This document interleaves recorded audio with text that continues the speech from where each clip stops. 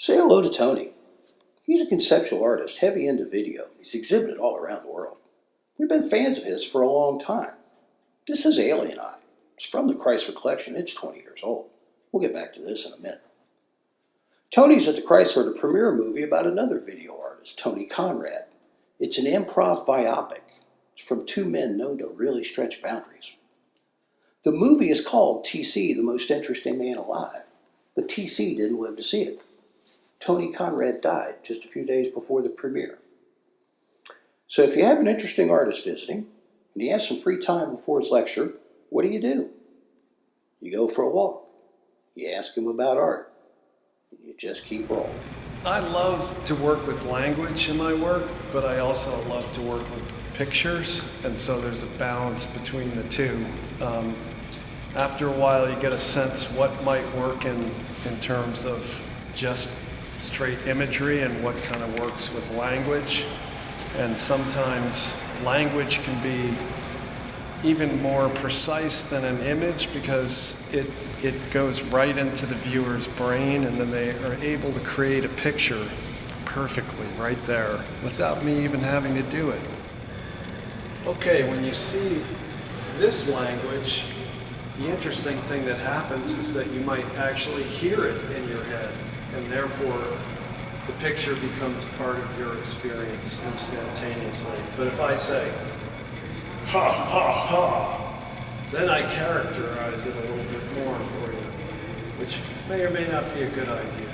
I think I like it silent better. I was in art school. I wasn't able to access video so easily. The camcorder came into invention in 1969, and artists like Nam June Paik, my good friend, were the pioneers of using video as art form, and it wasn't really accepted in the halls of the museums until much, much later. And we have to be really grateful to people like Nam June Paik, a very important artist who made things like that possible.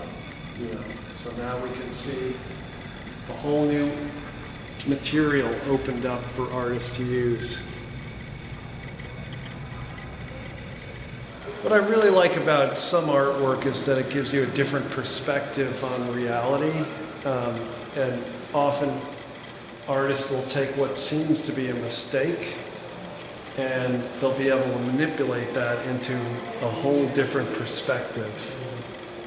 And there's something extremely positive about that we can learn. Now I like to look at systems, and some of the systems I look at are the way that a viewer might look at mimetic systems, that is, anything that kind of imitates real life. Now that could be movies, holograms, video games, television, iPads, your phone.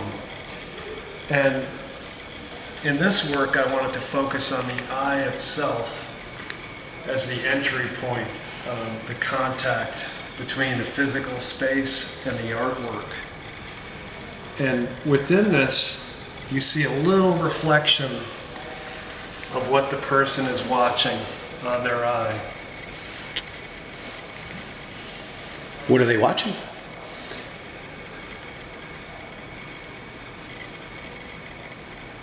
Let me check it out.